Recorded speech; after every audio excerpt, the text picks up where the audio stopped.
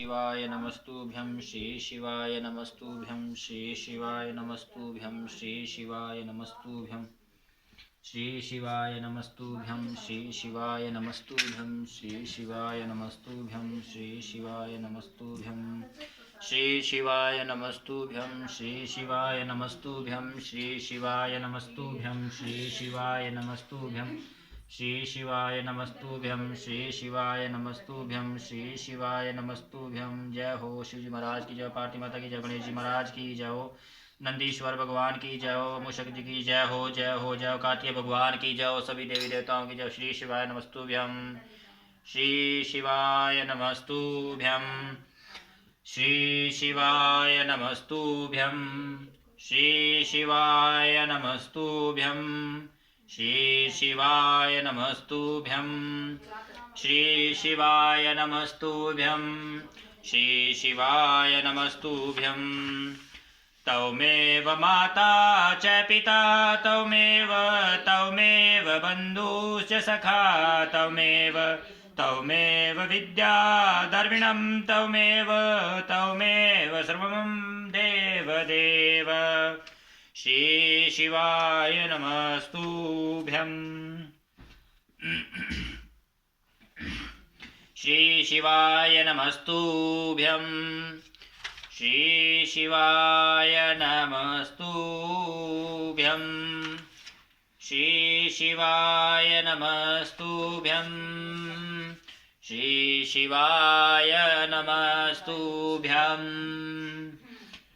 ब्रह्मा जी का रुद्रदेव सती के साथ विवाह करने का अनुरोध श्री विष्णु द्वारा अनुमोदन और श्री रुद्र की इसके लिए स्वीकृति।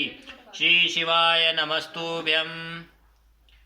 ब्रह्मा जी कहते हैं, श्री विष्णु आदि देवताओं द्वारा की गई उस स्तुति को सुनकर सबकी उत्पत्ति हेतु भूत भगवान शंकर बड़े प्रसन्न हुए और जोर जोर से हंसने लगे। मुझ ब्रह्मा और विष्णु को अपनी अपनी पत्नी के साथ आए हुआ देखकर महादेव जी ने हम लोगों से यथोचित वार्तालाप किया और हमारा आगमन का कारण पूछा। रुद्र बोले, हे हरे, हे विधे तथा हे देवताओं और हे महर्षियों, आज निर्भय होकर यहाँ अपने आने का ठीक ठीक कारण बताओ।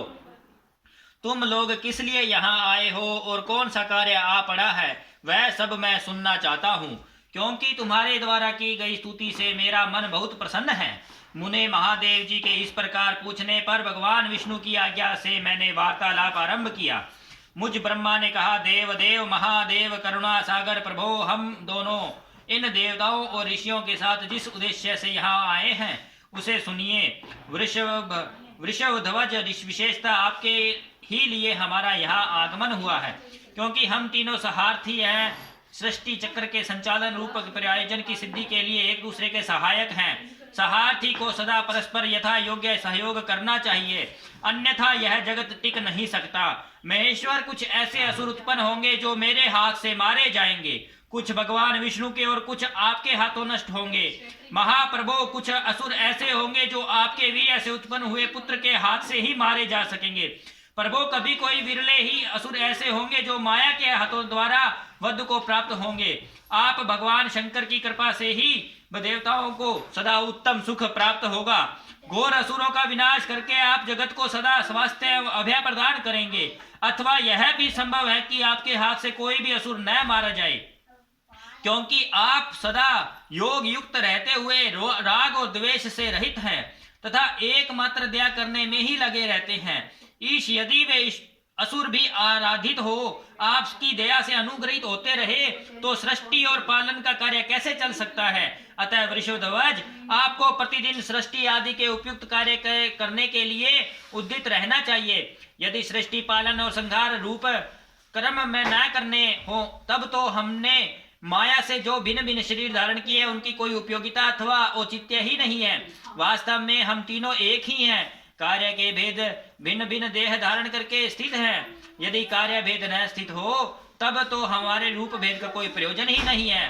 देव एक ही परमात्मा महेश्वर तीन रूपों में अभिव्यक्त हुए हैं। इस रूप भेद में उनकी अपनी माया ही कारण है। वास्तव में प्रभु स्वतंत्र हैं, वे लीला के उद्देश्य से ही ये सृष्टि आदि कार्य करते हैं।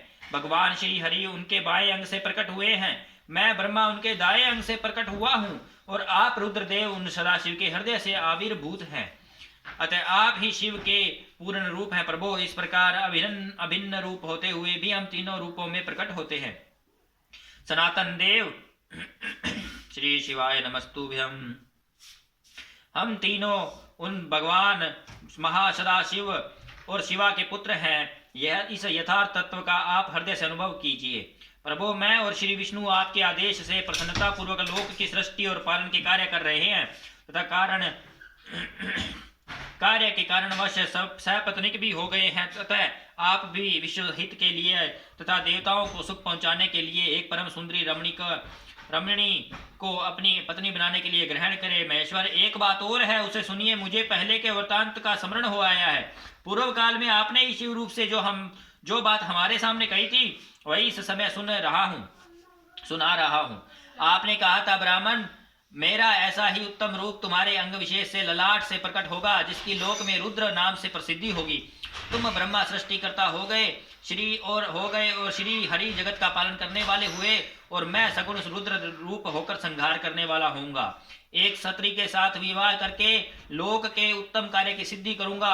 अपनी कही हुई इस बात को याद करके आप अपनी पूर्व प्रतिज्ञा को पूर्ण कीजिए। स्वामी, आपका यह आदेश है कि मैं सृष्टि करूं, श्री हरि पालन करें और आप समय संहार हेतु बनकर प्रकट हो। सो आप साक्षात शिव ही संहारकर्ता के रूप में प्रकट हुए हैं। आपके बिना हम दोनों अपना अपना कार्य करने में समर्थ नहीं है। अतः आप एक ऐसी कामिनी को स्वीकार करें जो लोकहित के कार्य में तत्पर रहे। शंभो, जैसे लक्ष्मी भगवान विष्णु की और सावित्री मेरी सहधर्मणी है, उसी प्रकार आप इस समय अपनी जैवन सहचरी प्राण वल्लभ को ग्रहण करें। मेरी यह बात सुनकर लोकेश्वर महादेव जी के मुख पर मुस्कुराहट दौड़ गई। श्री हरि के सामने मुझसे इस प्रकार बोले। ईश्वर ने कहा, ब्राह्मण, अरे हरे, तुम दोनों मुझे सदा ही अत्यंत प्रिय हो। तुम दोनों को देखकर मुझे बड़ा आनंद मिलता है। तुम लोग समस्त देवताओं में श्रेष्ठ हो तथा त्रिलोकी के स्वामी हो। लोक हित के कार्य में मन लगाए रहने वाले हो। तुम दोनों का वचन मेरी दृष्टि में अत्यंत गौरवपूर्ण है, किंतु सुरश्रेष्ठ गण, मेरे लिए विवाह करना उचित नहीं होगा, क्योंकि मैं तपस्या संलग्न रहकर सदा संसार विरक्त ही रहता हूँ और योगी के रूप में मेरी प्रसिद्धि है। जो निवृत्ति के सुंदर मार्ग पर स्थित है, उस अपने आत्मा में ही रमण करता आनंद मानता है, निरंजन है, जिसका शरीर अवधूत है और जो ज्ञानी आत्मदर्शी और कामना से शून्य है, जिसके मन में कोई विकार नहीं है, जो भोगों से दूर रहता है तथा जो सदा अपवित्र और अमंगल वेशधारी है, उसे संसार में कामिनी से क्या प्रयोजन है? यह इस समय मुझे बताओ तो सही। मुझे तो सदा केवल योग में लगे रहने पर ही आनंद प्राप्त होता है। ज्ञानहीन पुरुष ही योग छोड़कर भोग आदि को महत्व देता है। संसार में विवाह करना प्राय बंधन में बंधने जैसा है। इसे बहुत बड़ा बंधन समझना चाहिए। इसलिए मैं सत्य सत्य कहता हूँ, विवाह के लिए मेरे मन में थोड़ी भी अभिरुचि नहीं है। आत्मा भी अपना उत्तम अर्थ या स्वार्थ है और उसका भली भांति चिंतन करने के कारण मेरी लौकिक स्वार्थ में प्रवृत्ति नहीं होती। तथापि जगत के हित के लिए तुमने जो कुछ कहा उसे करूंगा। तुम्हारे वचन को गरिष्ठ मानकर अथवा अपनी कही हुई बात को पूर्ण करने के लिए मैं अवश्य विवाह करूंगा, क्योंकि मैं सदा भक्तों के वश में रहता हूं। परंतु मैं जैसी नारी को प्रिय पत्नी के रूप में ग्रहण करूंगा और जैसी शर्त के साथ करूंगा उसे सुनो। अरे ब्राह्मण, मैं जो कुछ कहता हूं वह सर्वथा उचित ही है। जो नारी मेरे तेज को विभाग पूर्वक ग्रहण कर सके, जो योगिनी तथा इच्छा अनुसार रूप धारण करने वाली हो और उसी को तुम पत्नी बनाने के लिए मुझे बताओ। जब मैं योग में तत्पर रहूं तब उसे भी योगिनी बनकर रहना होगा। जब मैं कामासक्त होऊं तब उसे भी कामिनी रूप में ही मेरे पास रहना होगा। वेद वेता विद्वान जिन्हें अविनाशी बतलाते हैं, उन ज्योति स्वरूप सनातन शिव का मैं सदा चिंतन करता हूँ और करता रहूंगा। ब्राह्मण, उन सदाशिव के चिंतन में जब मैं न लगा हूं तभी उस वाहिनी के साथ मैं समागम कर सकता हूं। जो मेरे शिव चिंतन में विघ्न डालने वाली होगी वह जीवित नहीं रह सकती। उसे अपने जीवन से हाथ धोना पड़ेगा। तुम, विष्णु और मैं तीनों ही ब्रह्म स्वरूप शिव के अंशभूत हैं। अतः महाभागगण, हमारे लिए उनका निरंतर चिंतन करना उचित है। कमलासन उनके चिंतन के लिए मैं बिना विवाह भी रह लूंगा, किंतु उनका चिंतन छोड़कर विवाह नहीं करूंगा। अतः तुम मुझे ऐसी पत्नी प्रदान करो जो सदा मेरे कर्म के अनुकूल चल सके। ब्राह्मण, उसमें भी मेरी एक और शर्त है, तुम उसे भी सुनो। यदि उस स्त्री का मुझ पर और मेरे वचन पर अविश्वास होगा तो मैं उसे त्याग दूंगा। उनकी यह बात सुनकर मैंने और श्री हरि ने मंद मुस्कान के साथ मन ही मन प्रसन्नता का अनुभव किया। फिर मैं विनम्र होकर बोला, नाथ महेश्वर प्रभु, आपने जैसी नारी की खोज आरंभ की है वैसी ही स्त्री के विषय में आपको प्रसन्नता पूर्वक कह रहा हूँ। साक्षात सदाशिव की धर्म पत्नी जो उमा है वे ही जगत का कार्य सिद्ध करने के लिए भिन्न भिन्न रूपों में प्रकट हुई है। प्रभो, सरस्वती और लक्ष्मी ने ये दो रूप धारण करके वे पहले ही यहाँ आ चुकी हैं। इनमें लक्ष्मी जो तो श्री विष्णु की प्राण वल्लभा हो गई और सरस्वती मेरी। अब हमारे लिए वे तीसरा रूप धारण करके प्रकट हुई हैं। प्रभो, लोकहित का कार्य करने वाली इच्छा वाली देवी शिवा दक्ष पुत्री के रूप में अवतीर्ण हुई है। उनका नाम सती है। सती ही ऐसी भार्या है हो सकती है जो सदा आपके लिए हितकारिणी हो। देवेश, महातेजस्विनी सती आपके लिए आपको पति रूप में प्राप्त करने के लिए दृढ़ता पूर्वक कठोर व्रत का पालन करती हुई तपस्या कर रही है। महेश्वर, आप उन्हें वर देने के लिए जाइए, कृपा कीजिए और बड़ी प्रसन्नता के साथ उन्हें उनकी तपस्या का अनुरूप वर देकर उनके साथ विवाह कीजिए। शंकर भगवान विष्णु की मेरी तथा इन संपूर्ण देवताओं की यही इच्छा है। आप अपनी शुभ दृष्टि से हमारी इस इच्छा को पूर्ण कीजिए जिससे हम आदर पूर्वक उस उत्सव को देख सकें। ऐसा होने से तीनों लोकों में सुख देने वाला परम मंगल होगा और सबकी सारी चिंताएं मिट जाएंगी, इसमें संशय नहीं है। बोलो श्री शिवाय नमस्तुभ्यम। तदंतर मेरी बात समाप्त होने पर लीला विग्रह का धारण करने वाले भक्त वत्सल महेश्वर ने मधुसूदन अच्युत ने इसी का समर्थन किया। तब भक्त वत्सल भगवान शिव हंसकर कहा, अच्छा, बहुत अच्छा, ऐसा ही होगा। उनका ऐसा कहने पर हम दोनों उनसे आज्ञा ले अपनी पत्नी तथा देवताओं और मुनियों के साथ अत्यंत प्रसन्न हो अपने अभिष्ट स्थान को चले गए। अध्याय 16 समाप्त। रुद्र संहिता। श्री शिवाय नमस्तुभ्यम। श्री शिवाय नमस्तुभ्यम। सती को शिव से वर की प्राप्ति तथा भगवान शिव का ब्रह्मा जी को दक्ष के पास भेजकर सती का वर्ण करना। ब्रह्मा जी कहते हैं, मुने, उधर सती ने आश्विन मास के शुक्ल पक्ष की अष्टमी तिथि को उपवास करके भक्ति भाव से सर्वेश्वर शिव का पूजन किया। इस प्रकार नंदा व्रत पूर्ण होने पर नवमी तिथि को दिन में ध्यान मगन हुई सती को भगवान शिव ने प्रत्यक्ष दर्शन दिए। उन्होंने श्री विग्रह सर्वांग सुंदर उस एवं गौर वर्ण का उनका श्री विग्रह सर्वांग सुंदर एवं गौर वर्ण का था। उनके 5 मुख थे और प्रत्येक मुख में 3-3 नेत्र थे। बाल देश में चंद्रमा शोभा दे रहा था। उनका चित्त प्रसन्न था और कंठ में नील चिन्ह दृष्टि गोचर होता था। उनकी 4 भुजाएं थी। उन्होंने हाथों में त्रिशूल, ब्रह्म, कपाल, वर तथा अभय धारण कर रखे थे। भस्म में अंगराग से उनका सारा शरीर उद्भासित हो रहा था। गंगा जी उनके मस्तक की शोभा बढ़ा रही थी। उनके सभी अंग बड़े मनोहर थे। वे महान लावण्य के धाम जान पड़ते थे। उनके मुख करोड़ों चंद्रमाओं के समान प्रकाशमान एवं आहाद्यजनक थे। उनकी अंग कांति करोड़ों कामदेवों को तिरस्कृत कर रही थी तथा उनकी आकृति स्त्रियों के लिए सर्वथा ही प्रिय थी। सती ने ऐसे सौंदर्य माधुर्य से युक्त प्रभु महादेव जी को प्रत्यक्ष देखकर उनके चरणों की वंदना की। उस समय उनका मुख लज्जा से झुका हुआ था। तपस्या के पुंज का फल प्रदान करने वाले महादेव जी उन्हीं के लिए कठोर व्रत धारण करने वाली सती को पत्नी बनाने के लिए प्राप्त करने की इच्छा रखते हुए भी उनसे इस प्रकार बोले। महादेव जी ने कहा, उत्तम व्रत का पालन करने वाली दक्ष नंदिनी, मैं तुम्हारे इस व्रत से बहुत प्रसन्न हूँ, इसलिए कोई वर मांगो। तुम्हारे मन को जो अभिष्ट होगा वही वर मैं तुम्हें दूंगा। ब्रह्मा जी कहते हैं, मुने, जगदीश्वर महादेव जी यद्यपि सती के मनोभाव को जानते थे तो भी उनकी बात सुनने के लिए बोले, कोई वर मांगो। परंतु सती लज्जा के अधीन हो गई थी, इसलिए उनके हृदय में जो बात थी उसे वे स्पष्ट शब्दों में कह न सकी। उनका जो अभिष्ट मनोरथ था वह लज्जा से आच्छादित हो गया। प्राण वल्लभ शिव का वचन प्रिय वचन सुनकर सती अत्यंत प्रेम मगन हो गई। इस बात को जानकर भक्त वत्सल भगवान शंकर बड़े प्रसन्न हुए और शीघ्रता पूर्वक बारंबार कहने लगे, वर मांगो, वर मांगो। सत्पुरुषों के आश्रय भूत अंतर्यामी शंभु सती की भक्ति के वशीभूत हो गए थे।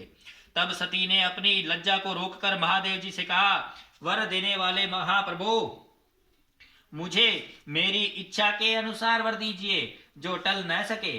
भक्त वत्सल भगवान शंकर ने देखा सती अपनी बात पूरी नहीं कह पा रही है, तब वे समय में ही उनसे बोले, देवी तुम मेरी भार्या हो जाओ। अपने अभिष्ट फल को प्रकट करने वाले उनके इस वचन को सुनकर आनंद मग्न हुई सती चुपचाप खड़ी रह गई, क्योंकि वे मनवांछित वर पा चुकी थी। फिर दक्ष कन्या प्रसन्न हो दोनों हाथ जोड़कर मस्तक झुका भक्त वत्सल शिव से बारंबार कहने लगी। सती बोली, देवाधिदेव महादेव प्रभो जगत पते, आप मेरे पिता को कहकर वैवाहिक विधि से मेरा पाणी ग्रहण करें। श्री शिवाय नमस्तुभ्यम। ब्रह्मा जी कहते हैं, नारद, सती की यह बात सुनकर भक्त वत्सल महेश्वर ने प्रेम से उनकी ओर देखकर कहा, प्रिय ऐसा ही होगा। जब तब दक्ष कन्या सती भी भगवान शिव को प्रणाम करके भक्ति पूर्वक विदा मांग जाने की आज्ञा प्राप्त करके मोह और आनंद से युक्त हो माता के पास लौट आई। इधर भगवान शिव भी हिमालय पर अपने आश्रम में प्रवेश करके दक्ष कन्या सती के वियोग से कुछ कष्ट का अनुभव करते हुए उन्हीं का चिंतन करने लगे। देवर्षि, फिर मन को एकाग्र करके लौकिक गति का आश्रय ले भगवान शंकर ने मन ही मन मेरा स्मरण किया। त्रिशूलधारी महेश्वर के स्मरण करने पर उनकी सिद्धि से प्रेरित हो मैं तुरंत ही उनके सामने जा खड़ा हुआ। तात हिमालय के शिखर पर जहाँ सती के वियोग का अनुभव करने वाले महादेव जी विद्यमान थे, वहीं मैं सरस्वती के साथ उपस्थित हो गया। देवर्षि, सरस्वती सहित मुझे आया देख सती के पास में बंधे हुए शिव उत्सुकता पूर्वक बोले। शंभु ने कहा, ब्राह्मण, मैं जब से विवाह के कार्य में स्वार्थ बुद्धि कर बैठा हूँ, तब से अब मुझे इस स्वार्थ में ही सत्व आ गया प्रतीत होता है। दक्ष कन्या सती ने बड़ी भक्ति से मेरी आराधना की है। उसके नंदा व्रत के प्रभाव से मैंने उसे अभिष्ट वर देने की घोषणा की। ब्राह्मण, अब तब उसने मुझसे यह वर मांगा कि आप मेरे पति हो जाइए। यह सुनकर सर्वथा संतुष्ट हो मैंने भी कह दिया कि तुम मेरी पत्नी हो जाओ।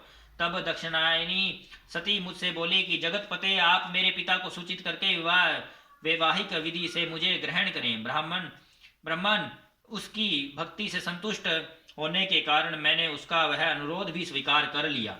विधात, तब सती अपनी माता के घर चली गई और मैं यहाँ चला आया। इसलिए अब तुम मेरी आज्ञा से दक्ष के घर जाओ।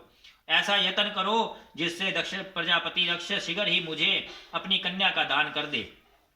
उनके इस प्रकार आज्ञा देने पर मैं करते करते और प्रसन्न हो गया तथा उन भक्त वत्सल विश्वनाथ से इस प्रकार बोला। मुझ ब्रह्मा ने कहा, भगवान शंभो, आपने जो कुछ कहा है उस पर भली भांति विचार करके हम लोगों ने पहले ही उसे सुनिश्चित कर दिया है। वृषभध्वज, इसमें मुख्यतः देवताओं का और मेरा भी स्वार्थ है। दक्ष समय ही आपको अपनी पुत्री प्रदान करेंगे, किंतु आपकी आज्ञा से मैं भी उनके सामने आपका संदेश कह दूंगा। सर्वेश्वर महाप्रभु महादेव जी से ऐसा कहकर मैं अत्यंत वेगशाली रथ के द्वारा दक्ष के घर जा पहुंचा। नारद जी ने पूछा, वक्ताओं में श्रेष्ठ महाभाग विधात बताइए, जब सती घर पर लौटकर आई तब दक्ष ने उनके लिए क्या किया?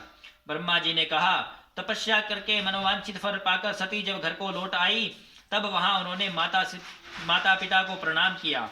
सती ने अपनी सखी के द्वारा माता पिता को तपस्या संबंधी सब समाचार कहलवाया। सखी ने यह भी सूचित किया कि सती को महेश्वर से वर की प्राप्ति हुई है। वे सती की भक्ति से बहुत संतुष्ट हैं। सखी के मुंह से सारा वृतांत सुनकर माता पिता को बड़ा आनंद प्राप्त हुआ और उन्होंने महान उत्सव किया। उदार चेता दक्ष और महावन स्विनी वारिणी ने ब्राह्मणों को अन्न की इच्छा के अनुसार दिव्य द्रव्य दिया तथा अन्याय अंधों और दीनों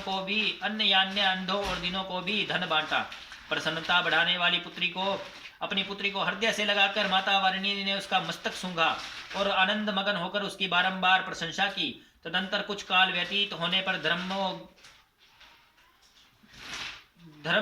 धर्मज्ञों में श्रेष्ठ दक्ष इस चिंता में पड़े कि मैं अपनी इस पुत्री का विवाह भगवान शंकर के साथ किस तरह करूं। महादेव जी प्रसन्न होकर आए थे पर वे तो चले गए। अब मेरी पुत्री के लिए वे फिर कैसे यहाँ आएंगे? यदि किसी को शीघ्र ही भगवान शिव के निकट भेजा जाए तो यह भी उचित नहीं जान पड़ता, क्योंकि यदि वे इस तरह अनुरोध करने पर भी मेरी पुत्री को ग्रहण न करे तो मेरी याचना निष्फल हो जाएगी। इस प्रकार की चिंता में पड़े हुए प्रजापति दक्ष के सामने सरस्वती के साथ सहसा उपस्थित हुआ। मुझ पिता को आया देख दक्ष प्रणाम करके विनीत भाव से खड़े हो गए।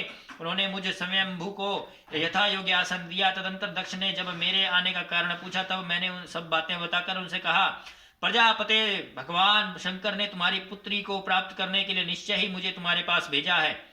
इस विषय में जो श्रेष्ठ कृत्य हो उसका निश्चय करो। जैसे सती ने नाना प्रकार के भावों से तथा सात्विक व्रत के द्वारा भगवान शिव की आराधना की, उसी तरह वे भी सती की आराधना करते हैं। इसलिए दक्ष भगवान शिव के लिए ही संकल्पित एवं प्रकट हुई अपनी पुत्री को तुम अविलंब उनकी श्री शिवाय नमस्तुभ्यं सेवा में सौंप दो। इससे तुम कृत्य हो जाओगे। मैं नारद के साथ जाकर उन्हें तुम्हारे घर ले आऊंगा। फिर तुम उन्हीं के लिए उत्पन्न हुई वह अपनी यह पुत्री उनके हाथ में दे दो। ब्रह्मा जी कहते हैं, नारद, मेरी यह बात सुनकर मेरे पुत्र दक्ष को बड़ा हर्ष हुआ। वे अत्यंत प्रसन्न होकर बोले, पिताजी ऐसा ही होगा। मुने तब मैं अत्यंत हर्षित हो वहां से उस स्थान को लौटा जहां लोक कल्याण में तत्पर रहने वाले भगवान शिव बड़ी उत्सुकता से मेरी प्रतीक्षा कर रहे थे। नारद, मेरे लौट आने पर स्त्री और पुत्र सहित प्रजापति दक्ष भी पूर्ण काम हो गए। वे इतने संतुष्ट हुए मानो अमृत पीकर अघा हो गए हों। श्री शिवाय नमस्तुभ्यं श्री शिवाय नमस्तुभ्यं श्री शिवाय नमस्तुभ्यं। अध्याय 17 समाप्त। श्री शिवाय नमस्तुभ्यं श्री शिवाय नमस्तुभ्यं श्री शिवाय नमस्तुभ्यं श्री शिवाय नमस्तुभ्यं श्री शिवाय नमस्तुभ्यं श्री शिवाय नमस्तुभ्यं श्री शिवाय नमस्तुभ्यं श्री शिवाय नमस्तुभ्यं श्री शिवाय नमस्तुभ्यं श्री शिवाय नमस्तुभ्यं श्री शिवाय नमस्तुभ्यं श्री शिवाय नमस्तुभ्यं श्री शिवाय नमस्तुभ्यं श्री शिवाय नमस्तुभ्यं। ब्रह्मा जी से दक्ष की अनुमति पाकर देवताओं और मुनियों सहित भगवान शिव का दक्ष के घर पर जाना। दक्ष द्वारा सबका सत्कार तब तथा सती और शिव का विवाह। ब्रह्मा जी कहते हैं, नारद, तदंतर मैं हिमालय के कैलाश शिखर पर रहने वाले परमेश्वर महादेव के शिवलोक लाने के लिए प्रसन्नतापूर्वक उनके पास गया और उनसे इस प्रकार बोला, वृषभध्वज सती के लिए मेरे पुत्र दक्ष ने जो बात कही है उसे सुनिए। जो और जिस कार्य को वे अपने लिए असाध्य मानते थे उसे सिद्ध हुआ ही समझिए। दक्ष ने कहा है कि मैं अपनी पुत्री भगवान शिव के ही हाथ में दूंगा, क्योंकि उन्हीं के लिए यह उत्पन्न हुई है। शिव के साथ सती का विवाह हो, यह कार्य तो मुझे स्वतः ही अभिशिष्ट है। फिर आपके भी कहने से इसका महत्व और अधिक बढ़ गया है। मेरी पुत्री ने समय इस उद्देश्य से भगवान शिव की आराधना की है और इस समय शिवजी भी मुझे से इसी के विषय में अन्वेषण कर रहे हैं। इसलिए मुझे अपनी कन्या अवश्य ही भगवान शिव के हाथ में देनी चाहिए। विधाता वे भगवान शंकर शुभ लगन और शुभ मुहूर्त में यहाँ पधारें। उस समय मैं उन्हें शिक्षा के तौर पर अपनी यह पुत्री दे दूंगा। वृषभध्वज, मुझे से दक्ष ने ऐसी बात कही है, अतः आप शुभ मुहूर्त में उनके घर चलिए और सती को ले आइए। मुने मेरी यह बात सुनकर भक्त वत्सल रुद्रलोकी गति का आश्रय ले हंसते हुए मुझसे बोले, संसार की सृष्टि करने वाले ब्रह्मा जी, मैं तुम्हारे और नारद के साथ ही दक्ष के घर चलूंगा। अतः नारद का स्मरण करो, अपने मरीचि आदि मानस पुत्रों को भी बुला लो। विधे मैं उन सब के साथ दक्ष के निवास स्थान पर चलूंगा। मेरे पार्षद भी मेरे साथ रहेंगे। नारद लोकाचार निर्वाह में लगे हुए भगवान शिव के इस प्रकार आज्ञा देने पर मैंने तुम्हारा और मरीचि आदि पुत्रों का भी स्मरण किया। मेरे याद करते ही तुम्हारे साथ और मेरे सभी मानस पुत्र मन में आदर की भावना लिए शीघ्र ही वहां आ पहुंचे। उस समय तुम सब लोग हर्ष से उत्फुल्ल हो रहे थे। फिर रुद्र के स्मरण करने पर शिव भक्तों के सम्राट भगवान विष्णु भी अपने सैनिकों तथा कमला देवी के साथ गरुड़ पर आरूढ़ हो तुरंत वहां आ गए। तदंतर चैत्र मास के शुक्ल पक्ष की त्रयोदशी तिथि में रविवार को पूर्वा फाल्गुनी नक्षत्र में मुझ ब्रह्मा और विष्णु आदि समस्त देवताओं के साथ महेश्वर ने विवाह के लिए यात्रा की। मार्ग में उन देवताओं और ऋषियों के साथ यात्रा करते हुए भगवान शंकर बड़ी शोभा पा रहे थे। वहां जाते हुए देवताओं मुनियों तथा आनंद मगन मन वाले परमथ गणों का रास्ते में बड़ा उत्सव हो रहा था। भगवान शिव की इच्छा से वृषभ, व्याघ्र, सर्प, जटा, चंद्रकला आदि सब के सब उनके लिए यथा योग्य आभूषण बन गए।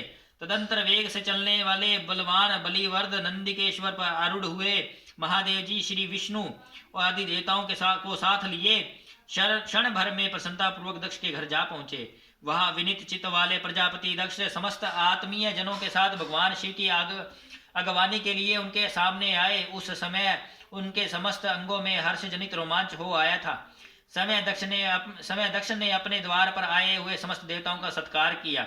वे सब लोग सुरश्रेष्ठ शिव को बिठाकर उनके पार्श्व भाग में समय भी मुनियों के साथ क्रमशः बैठ गए। इसके बाद दक्ष ने मुनियों सहित समस्त देवताओं की परिक्रमा की और उन सब के साथ भगवान शिव को घर के भीतर ले आए।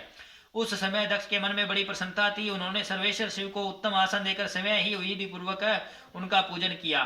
तत्पश्चात श्री विष्णु का, मेरा, ब्राह्मणों का, देवताओं का, समस्त शिव गणों का भी यथोचित विधि से उत्तम भक्ति भाव से पूजन किया। इस तरह पूजनीय पुरुषों तथा अन्य लोगों सहित उन सबका यथोचित आदर सत्कार करके दक्ष ने मेरे मानस पुत्र मरीचि आदि मुनियों के साथ आवश्यक सलाह की। इसके बाद मेरे पुत्र दक्ष ने मुझ पिता से मेरे चरणों में प्रणाम करके प्रसन्नता पूर्वक कहा, प्रभु आप ही वैवाहिक कार्य कराएं। तब मैं भी हर्ष भरे हृदय से बहुत अच्छा कहकर उठा और वह सारा कार्य कराने लगा।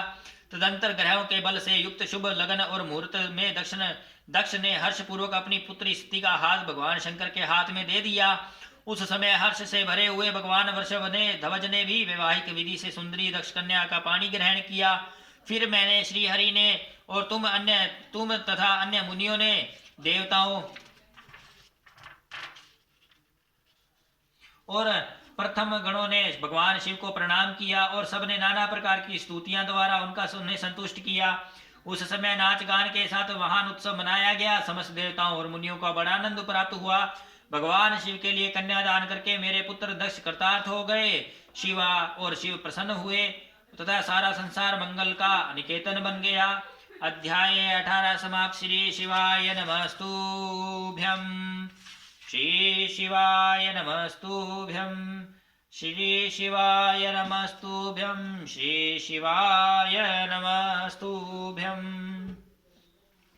ओम जय शिव ओंकारा, प्रभु जय शिव ओंकारा, ब्रह्मा विष्णु सदा शिव अर्धांगी धारा।